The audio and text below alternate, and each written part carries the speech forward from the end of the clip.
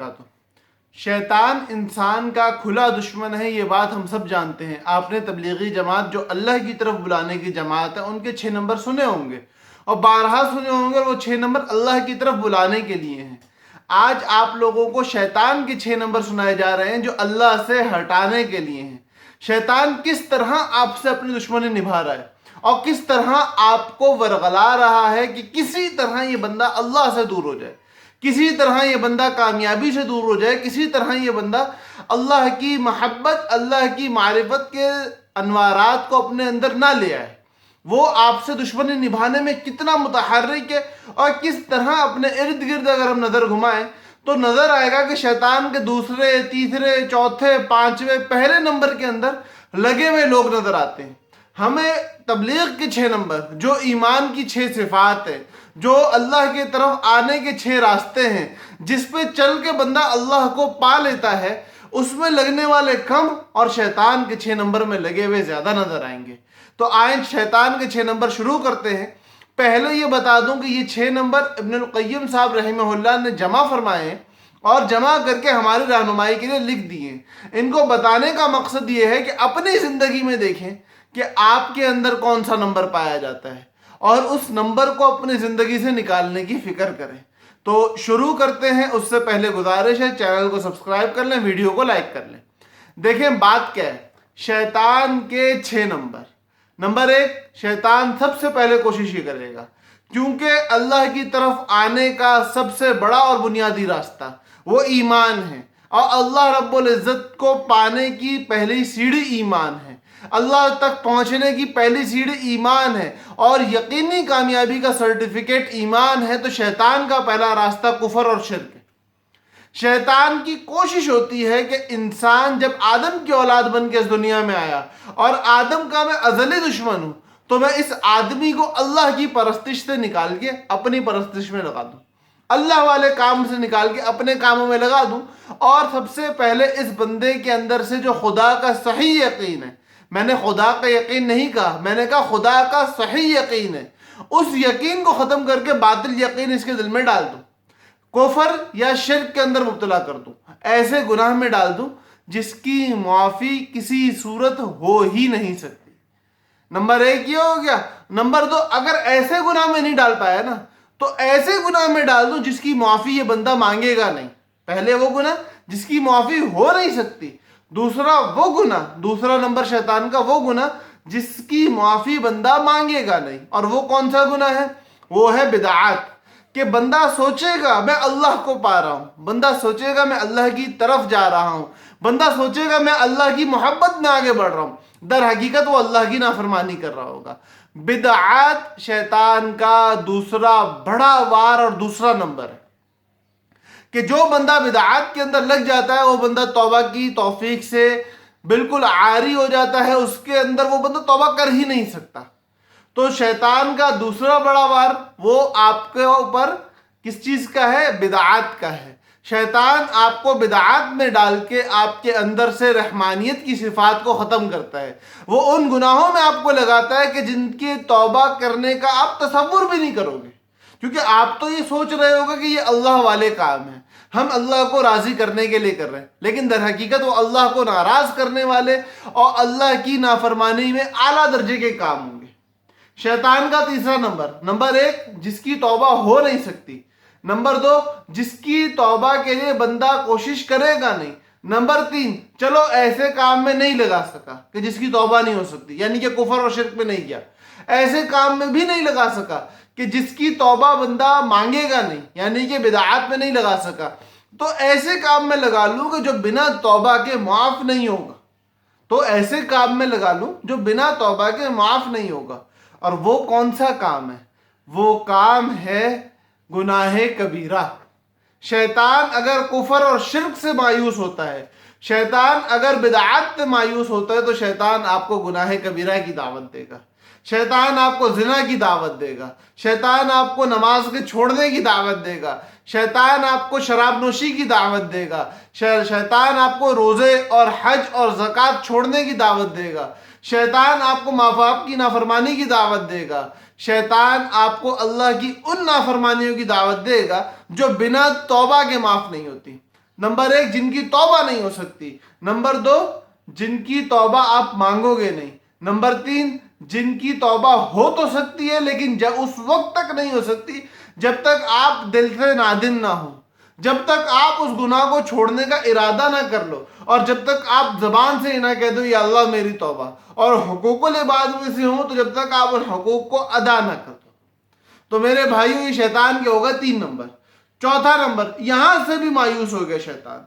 शैतान को यहां भी मुंह की खानी पड़ी, आपने गुनाह कबीरा भी ना किए तो शैतान मरता क्या ना करता, गुनाह सगीरा में आपको डालेगा। ऐसे गुनाह कि जिन गुनाहों की तौबा हो तो जाती है, मांगनी भी नहीं पड़ती, लेकिन उस तौबा को, उस मगफिरत को हासिल करने के लिए कुछ करना पड़ता है, कुछ करना पड़ता है। करने का मतलब क्या है कि खुद को आगे बढ़ाना पड़ेगा, खुद को किसी तरह एक कदम और आगे लाना पड़ेगा। नमाज पढ़नी पड़ेगी ताकि अपना छोटा गुनाह कोई माफ हो सके, कोई और खैर का काम करना पड़ेगा, सदका देना पड़ेगा, कोई और नफली इबादत करनी पड़ेगी जिसकी वजह से बिना तौबा के छोटे छोटे गुनाह माफ हो जाए। गुनाह छोटे बड़े निस्बत के एतबार से होते हैं, अल्लाह की नाफरमानी के एतबार से सारे गुनाह बड़े हैं। तो उन बड़े गुनाहों के अंदर कोई एक ऐसा गुनाह होता है जो इंसान छोटा होता है निस्बती तौर पे, और अल्लाह पाक खैर के किसी काम से उसको माफ फरमा देते हैं। लेकिन शैतान की कोशिश ये होती है कि आपको इन छोटे गुनाहों में लगा दे, और फिर आप अमल से तो रुके हुए हो, तो फिर आप इन गुनाहों की वजह से अजाब में पकड़े जाओगे, अल्लाह के नाफरमान शुमार होगे, और शैतान अपने दावे में सच्चा साबित होगा। शैतान का तो दावा ये है कि इनमें से अक्सर को मैं आपका नाफरमान करूंगा। अल्लाह के सामने उसका मुनाजरा कुरान में नकल किया गया है। तो उस मुनाजरे में शैतान ने अपना काम ये लिया, मैं इनको जहन्नम की तरफ बुलाऊंगा। अल्लाह ने अपना काम ये लिया, मैं इनको जन्नत की दावत देता हूँ, मैंने इसको बनाया जन्नत के लिए है। इंसान का मॉडल जन्नत के लिए तामीर किया गया है। तो जब हमारे सामने ये बात आती है कि शैतान का पहला वार आपको तौबा के रास्तों से बिल्कुल गुमराह करके हटा के कुफ्र और शिर्क में डाल के अपना चेला बनाना, वो नहीं कर सकता तो वो आपको उन कामों में लगाता है जिनकी आप तौबा ना करो। वो नहीं कर सकता तो उन कामों में लगाता है जो बिना तौबा के माफ नहीं होंगे, और अगर वो भी नहीं कर सका तो उन कामों में लगाएगा कि जिनकी मुआफी के लिए आपको कुछ ना कुछ एफर्ट करनी पड़ेगी, कोई ना कोई नेक काम करना पड़ेगा।